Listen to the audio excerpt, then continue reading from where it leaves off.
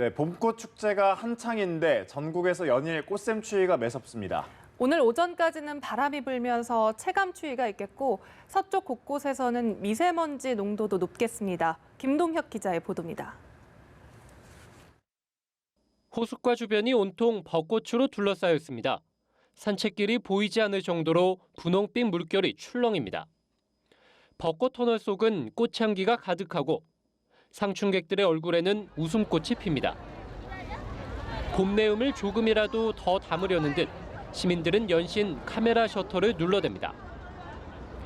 겨울 외투를 꺼내 입을 정도로 쌀쌀하다 못해 날씨가 춥지만 곧 져버릴 벚꽃을 활짝 폈을 때 볼 수 있어서 기분이 좋습니다.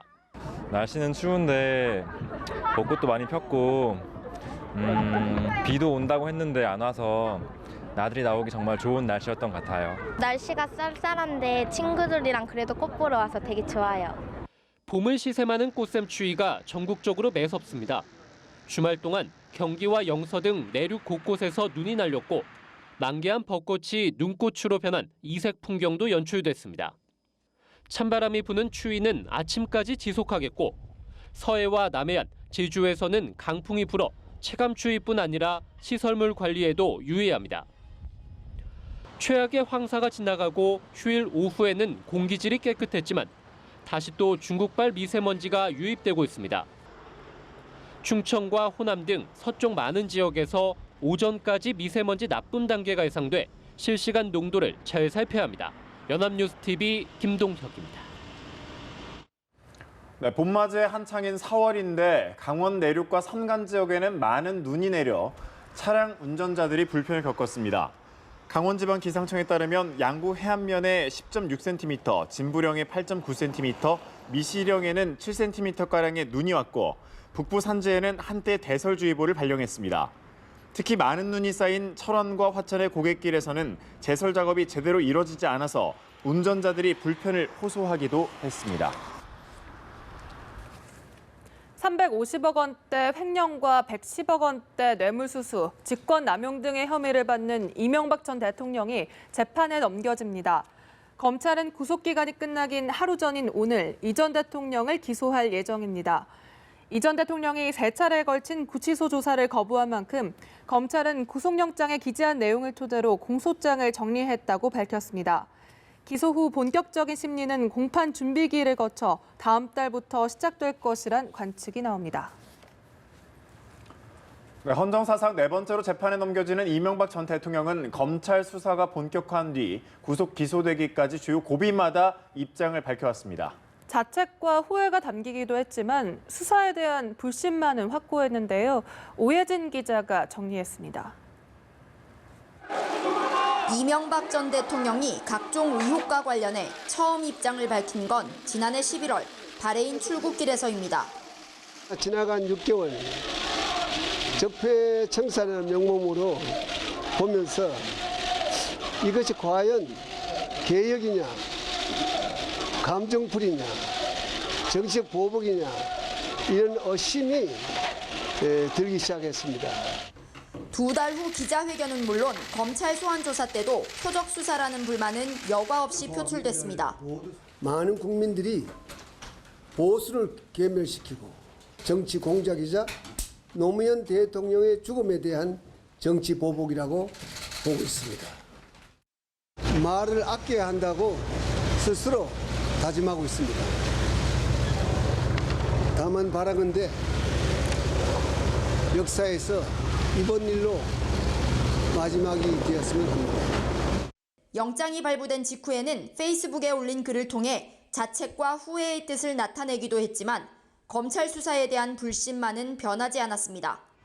검찰의 구치소 방문 조사 역시 공정한 수사를 기대하기 어렵다며 거부했습니다. 자신을 둘러싼 정치 보복이라며 강한 불만을 쏟아냈던 이 전 대통령. 하지만 결국 부패로 얼룩지면서 헌정사상 4번째로 법정에 선 전직 대통령이란 오명은 지울 수 없게 됐습니다. 연합뉴스TV 오예진입니다.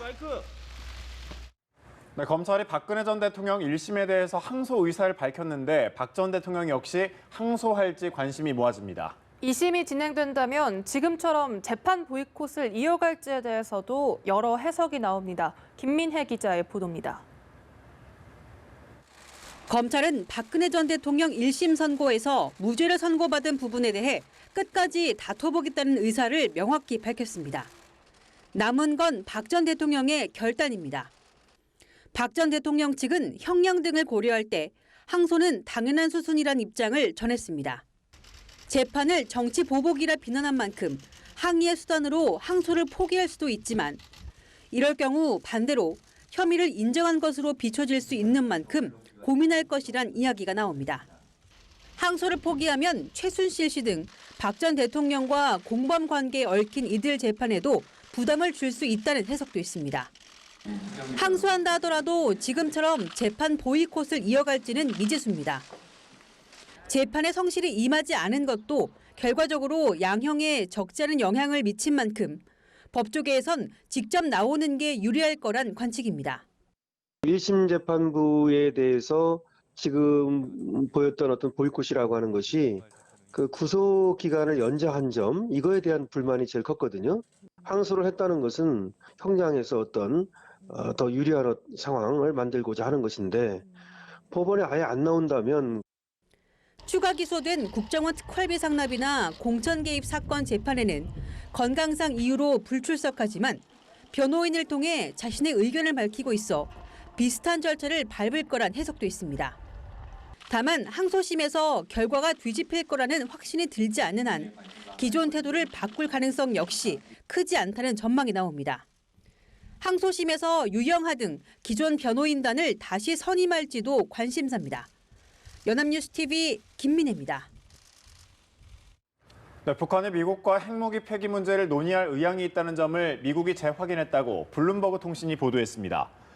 통신에 따르면 한 행정부 관리를 인용해 미국 측이 북한의 비핵화 논의 의향을 재확인했다며 북미 정상회담이 실제로 열릴 것이란 전망을 보여주는 긍정적 움직임이라고 전했습니다.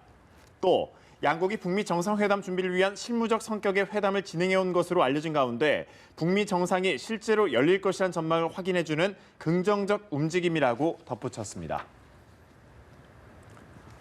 네, 북한과 미국이 실무회담에서 정상회담 장소 협의에 주력한 것으로 알려져 협의 결과에 이목이 쏠립니다. 북한은 평양과 몽골 울란바토르를 제안한 것으로 알려졌는데요. 스위스, 스웨덴 등 제3국은 물론 우리나라에서의 개최 가능성도 배제할 수 없다는 분석이 나옵니다. 김혜영 기자의 보도입니다.